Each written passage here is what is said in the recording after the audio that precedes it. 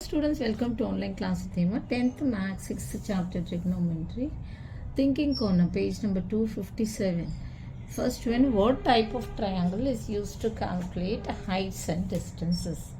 இப்போ பாருங்க, ஒரு ரைட் ஆங்கிள் ட்ரையாங்கிள் எடுத்துக்கோங்க. ஒரு ரைட் ஆங்கிள் ட்ரையாங்கிள் எடுத்துட்டிங்கன்னா இது என்ன, இதுதான் 90 டிகிரின்னு வச்சுக்கோங்க.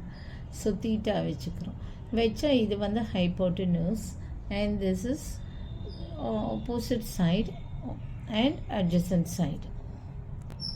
இங்கே 90 டிகிரி வைக்கிறோம். இங்கே தான் தீட்டா ஆங்கிள் ஆஃப் எலிவேஷன் வச்சுக்கிறோம். இப்போ தீட்டாக்கு ஆப்போசிட்டில் இருக்கிறது is opposite side, this is adjacent side. Okay, அப்போது இது என்ன, வாட் டைப் ஆஃப் ட்ரையாங்கிள்? இப்போ சைன் தீட்டா இதில் தான் நம்ம ஹைட்ஸ் அண்ட் டிஸ்டன்சஸ். சைன் தீட்டானா opposite by hypotenuse and cos thetaன்னு வச்சுக்கோங்க. cos thetaனா adjacent by hypotenuse. okay, and tan thetaனா opposite by adjacent. okay, opposite by adjacent. so எந்த type of triangle heights and distances, இது height and distances find out பண்ண முடியும்னா the answer is right angle triangle. right angle triangle தான் you can calculate heights and distances. the answer is right angle triangle. okay, next second one. So when the height of the building and distances from the foot of the building is given, which trigonometric ratio is used to find the angle of elevation? இப்போ ஒரு right angle triangle எடுத்துக்கிட்டிங்கன்னா so என்ன கொடுத்துருக்காங்கன்னா, when the height of the building is given and distances from the foot of the building is given. okay, so height and distance from the foot of the building, distance இது d ன்னு கொடுத்துக்கோங்க.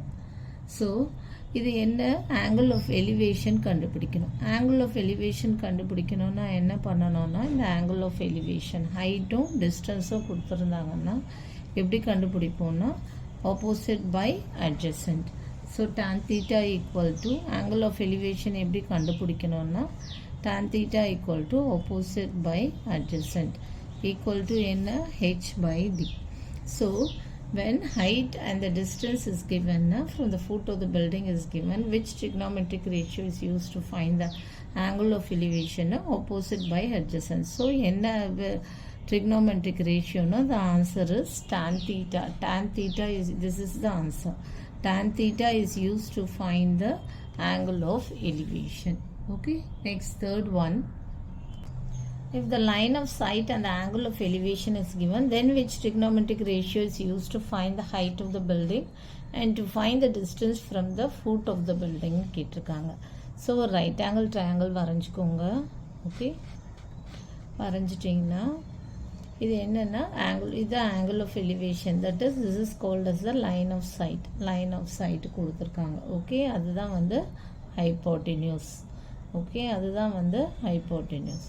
okay, so an angle of, then which trigonometric ratio is used to find the height of the building? height கண்டுபிடிக்கிறதுக்கு என்ன trigonometric ratio and distance d கண்டுபிடிக்கிறதுக்கு என்ன trigonometric ratioன்னு கேட்டிருக்காங்க.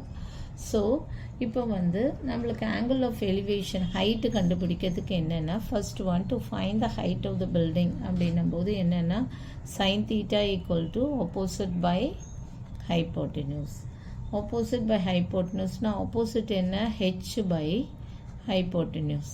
okay, hypotenuse என்ன, line of sight ன்னு வச்சுக்கோங்க.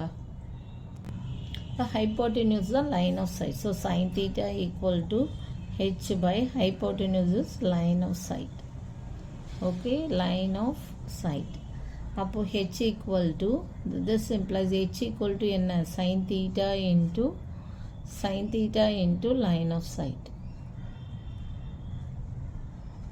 therefore h equal to என்ன கண்டுபிடிக்கணும்னா sin theta into line of sight.